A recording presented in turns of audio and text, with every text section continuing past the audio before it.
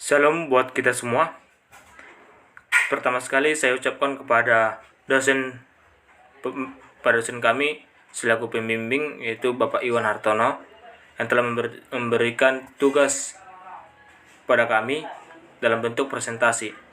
Namun sebelum saya mempresentasikannya, perkenalkan, nama saya Abadi Tomsa Rasulan Simaramare. Adapun judul presentasi yang saya ambil dari makroekonomi, yaitu perekonomian terbuka.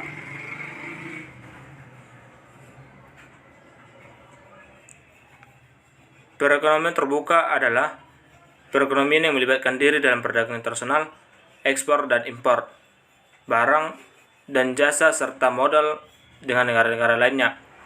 Mekanisme perekonomian terbuka terdiri dari 4 komponen, yaitu rumah tangga, perusahaan,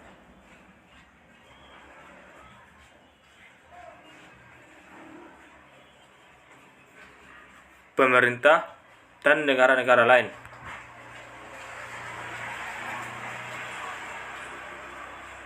Faktor perekonomian terbuka, yaitu yang pertama, perbedaan dalam faktor produksi, motif keuntungan yang diperoleh dalam perdagangan. Yang ketiga, perbedaan dalam tingkat kelangkaan. Yang keempat, perbedaan komparatif dari harga barang. Dan yang kelima, perbedaan dalam kemampuan untuk produksi. Syarat keseimbangan perekonomian terbuka. Yang pertama, efek perubahan ekspor-impor terhadap keseimbangan pendapatan.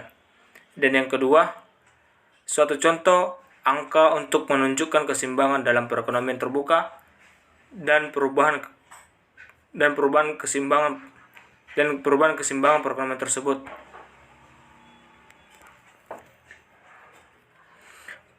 Penyebab terjadinya sistem perekonomian terbuka, yaitu yang pertama, perbedaan kondisi produk. Yang kedua, adanya prinsip perbandingan keunggulan. Yang ketiga, perbedaan tingkat selera. Dan yang keempat, menghemat biaya produksi.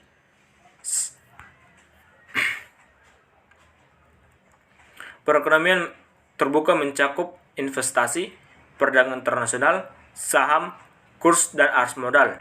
Investasi adalah suatu pengeluaran pada masa sekarang untuk pembelian aktiva real seperti properti, mobil, dan lain-lain, atau juga aktiva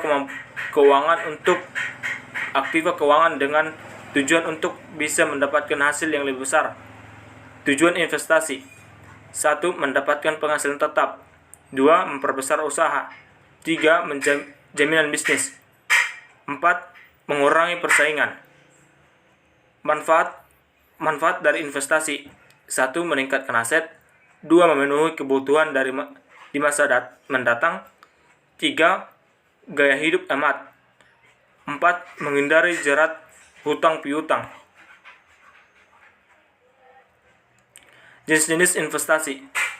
Yang pertama, deposito.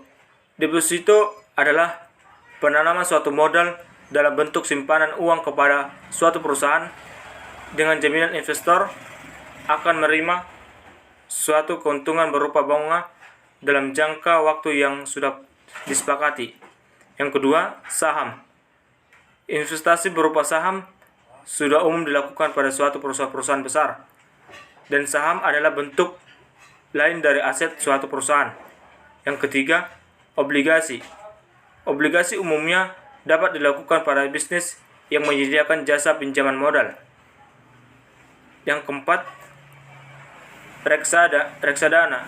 Reksadana adalah tempat untuk bisa menghimpun uang secara kolektif, dan dana yang terkumpul tersebut akan dikelola oleh manajer. Yang kelima, investasi properti. Jenis investasi ini termasuk suatu investasi non-real karena bukan berupa uang, namun berupa bangunan seperti rumah, gedung, dan apartemen.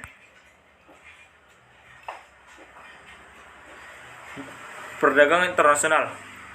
Perdagangan internasional dapat didefinisikan sebagai perdagangan antar negara atau lintas negara yang mencakup ekspor dan impor. Perdagangan internasional dibagi menjadi dua kategori, yaitu perdagangan barang atau fisik dan perdagangan jasa. Faktor-faktor yang menyebabkan perdagangan internasional sebagai berikut dalam bentuk perdagangan jasa. Yang pertama, 1. Perbedaan faktor produksi. 2. Motif keuntungan yang diperoleh dalam perusahaan. 3. Perbedaan dalam tingkat kelangkaan. 4. Perbedaan komparatif dari harga barang.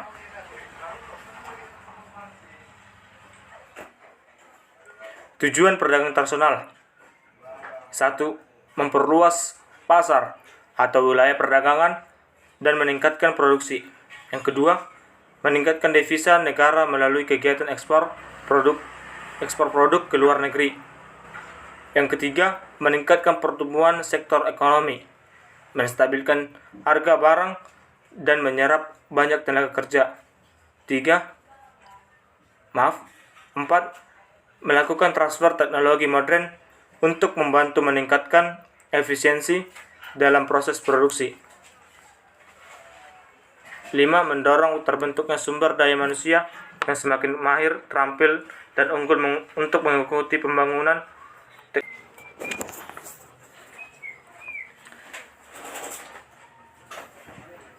Yang ketiga, saham.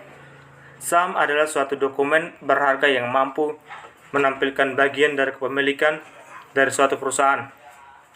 Yang artinya, saat seorang memutuskan untuk membeli saham, maka sebenarnya orang tersebut sudah membeli sebagian dari kepemilikan perusahaan yang dibelinya. Jenis-jenis saham. 1. Saham biasa. Saham biasa atau common stock adalah suatu saham yang bisa diklaim berdasarkan dari keuntungan dan kerugian yang kerugian yang ada pada suatu perusahaan. Yang kedua, saham preferen atau preference stock, yaitu suatu saham yang mana nilai pembagian labanya tergolong tetap, dan saat perusahaan menderita kerugian, maka para pemegang saham preferen tersebut akan diberikan prioritas utama dalam hal pembagian hasil penjualan aset perusahaan. Manfaat dan keuntungan saham. Salah satu manfaat saham adalah saham bisa dimanfaatkan sebagai salah satu instrumen investasi jangka panjang atau jangka pendek. Dan bagi para investor yang memanfaatkan sahamnya sebagai investasi jangka pendek, biasanya mengharapkan adanya capital gain dari selisih harga jual dan harga belinya. Berdasarkan hal tersebut, maka terdapat dua keuntungan yang bisa didapatkan oleh investor yang melakukan investasi saham, yaitu capital gain. Capital gain adalah profit yang didapatkan dari adanya selisih harga jual saham yang lebih tinggi daripada harga belinya. Dividen adalah nilai keuntungan yang didapatkan dari hasil pembagian dividen tunai dari suatu emiten. Kurs adalah harga atau nilai suatu mata uang dalam mata uang lain.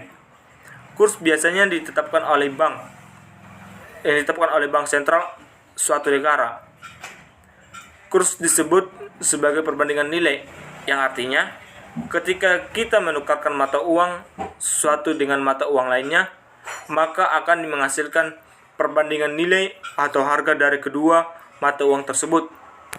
Macam-macam dari kurs. Yang pertama, kurs beli. Yang kedua, kurs jual. Dan yang ketiga, kurs tengah. Faktor-faktor yang mempengaruhi kurs, yaitu yang pertama, faktor aliran modal keluar atau capital outflow, yang artinya modal negara keluar untuk membayar hutang atau untuk keperluan negara lain. Semakin banyak hutang yang dibayar atau keperluan negara, maka mengakibatkan permintaan terhadap valuta asing meningkat. Kurs mata uang dalam negeri menurun. Yang kedua, kegiatan spekulasi. Kegiatan spekulasi valuta asing, maka yang dilakukan oleh spekulan semakin besar permintaan terhadap valuta asing, banyak pemerintahan terhadap valuta asing akan memperlemah kurs mata uang lokal terhadap mata uang asing. Arus modal. Arus modal adalah aliran dana bersih yang diinvestasikan ke luar negeri pada periode waktu tertentu. NNCO artinya bahwa negara berinvestasi di luar lebih dari yang diinvestasikan dunia. Arus modal yang masuk juga memiliki arti sebagai peningkatan jumlah uang yang tersedia dari sumber eksternal atau untuk pembelian aset modal lokal seperti pembangunan, tanah, dan mesin. Fungsi arus modal masuk. Arus modal masuk yaitu untuk memberi tekanan pada dimensi ekonomi makro di suatu negara dan menghambat investasi asing dan domestik. Alasannya, pelerin modal masuk, kerusuhan politik,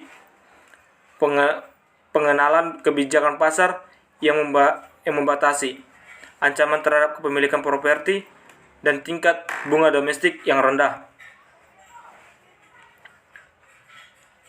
Perbedaan antara capital inflow dan capital outflow. Capital inflow yaitu mencakup transfer aset dan kewajiban antara perusahaan yang bertempat tinggal dan yang tidak residen.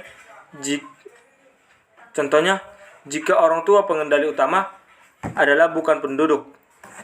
Capital outflow yaitu mencakup transfer aset dan kewajiban antar sesama non-residen perusahaan. Contohnya, jika orang tua pengendali utama adalah penduduk. Investasi.